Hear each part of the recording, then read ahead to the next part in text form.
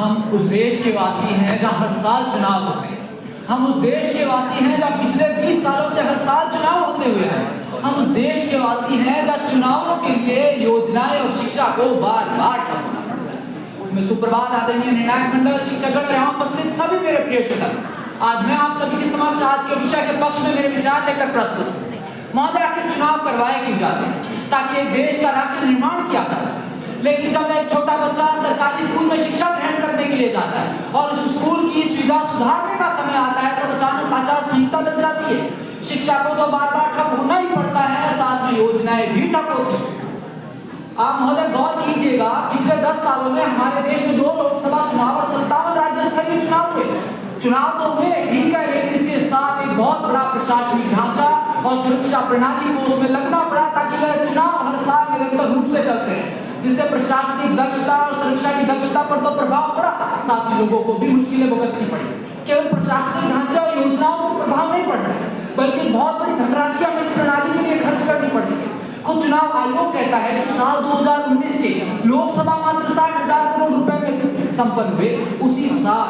उसी साल हमारे देश में 5 राज्यों के विधानसभा चुनाव हुए, वो अनुमानित 20,000 करोड़ रुपए में खर्च हुए। कुल राशि का अगर हम 40% भी शिक्षा जगत को दे तो आज हमारे देश के 23 IITs और 21 IIM के सालाना बजट से ज्यादा पैसे हम देश में विधानसभाओं के चुनावों में बहाते जा रहे हैं। मतलब कि अगर इस पैसे को हम बचाएं तो हमारे देश में हर साल 20 नए IITs और IIM खोले जा सकते हैं, लाखों बच्चों को नए अवसर मिल सकते हैं। मेरे विपक्षी साथियों को देखना नहीं चाहते। अगर यही पैसा एक देश एक चुनाव प्रणाली लाकर अगर हम बचाते हैं तो हम हमारे विश्वविद्यालयों को देंगे, वो विश्व के प्रमुख विश्वविद्यालय बने। आपको जानकर हैरानी होगी कि हार्वर्ड और ऑक्सफोर्ड के सालाना बजट से ज्यादा हम हर 5 साल में हमारे देश की विधानसभा और लोकसभा के चुनावों में पैसा बहा देते हैं। वो एक देश एक चुनाव की प्रणाली से बन सकता है। आखिर क्यों आज हम गरीबी और बेरोजगारी के प्रमुख देशों में, आखिर क्यों हम महिला सुरक्षा में 128वें स्थान पर है, भूखमरी में 107वें स्थान पर है, न्याय प्रणाली में 70वें स्थान पर है? क्योंकि हम चुनावों में लगे रहते हैं, मुद्दों पर नहीं रहते। पर एक देश एक चुनाव लागू करने वाले देश इन मुद्दों पर बात करते हैं और उन पर काम भी करते हैं।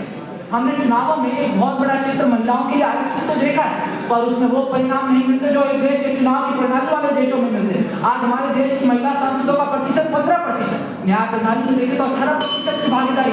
आखिर क्यों आज देश के सभी न्यायालयों में मात्र 8 महिला न्यायाधीश है? ये बताता है कि हम किस प्रकार हमारी योजनाएं बना रहे हैं। वो बनती कैसे है कि हमें सिर्फ बार बार चुनाव करवाने, बल्कि उस मुद्दों पर नहीं जाए देश के चुनाव वाले लोग और उनके देश चलते हैं। वो है शिक्षा, रोजगार, बेरोजगारी, महिला सुरक्षा पर काम करना। जब हम इन पर काम करेंगे तो हमारा देश विकसित होगा। राजनीतिक स्थिरता, सामाजिक स्थिरता और आर्थिक स्थिरता के साथ कदम मिलाएगी, तब हम विकसित भारत बनेंगे, विश्व का मार्गदर्शन करेंगे। तो वो मुमकिन होगा इस देश की चुनाव प्रणाली से। धन्यवाद।